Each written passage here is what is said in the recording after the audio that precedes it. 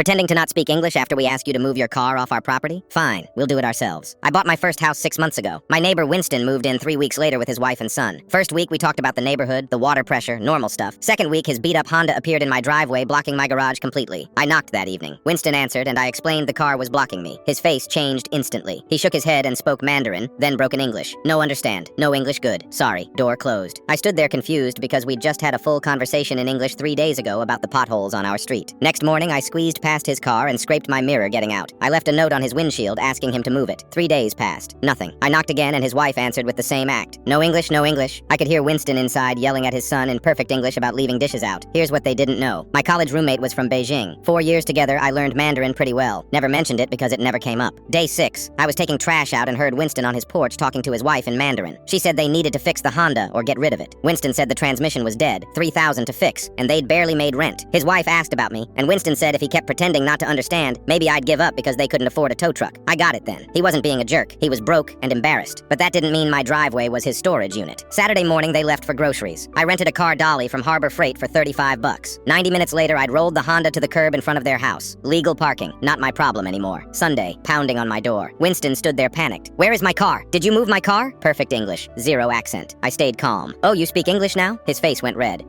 Look, you can't just move someone's car. You parked in my driveway for a week. I asked you 4 times. You lied to my face. It's complicated, he stammered. Try me. He looked broken. The transmission's gone. Can't afford to fix it or tow it. I didn't know what else to do. I switched to Mandarin. You should have just told me the truth. His eyes went huge. You speak Chinese? Yeah. I heard you and your wife talking. I know about the money problems, but blocking my driveway and lying isn't the solution. Winston looked sick. I was embarrassed. New house trying to look stable and our car dies immediately. Didn't want you thinking we were trash. His wife came out and heard us speaking Mandarin. She looked mortified. Their son followed, staring at the ground. I switched to English. I've been broke too. I get it. But lying made everything worse. Your car's at the curb now. Legal spot. Gives you time to figure it out. I'm sorry, Winston said quietly. That was really wrong. His wife nodded. We should have been honest. Their son spoke up. I told Dad to just ask for help. The kid was right. If Winston had just explained day 1, I would have given him time. Instead, he made it weird and adversarial. 2 weeks later, a tow truck took the Honda. Winston caught me that evening. Junkyard gave me $300 for parts. Better than nothing, I said. My wife made dumplings. Want some? He held out a container. I took them. Really good. We started actually talking after that. Turns out Winston works night shifts at the hospital, which explained the stress and exhaustion. His wife works retail. They were barely holding on. But here's what changed everything. A month later, my car wouldn't start. Dead battery. I was going to call a tow when Winston knocked. I heard you trying to start it. I have jumper cables. We got my car running in 10 minutes. I thanked him and he shrugged. You could have called the cops on us about the Honda. You didn't. This is the least I can do. His son started mowing my lawn when he did theirs without asking. When I tried to pay, Winston refused. We're neighbors. That's what neighbors do. Last week I saw Winston teaching his son to change oil in their driveway. The kid waved at me. Winston smiled. We've become the kind of neighbors who watch each other's houses and grab each other's packages.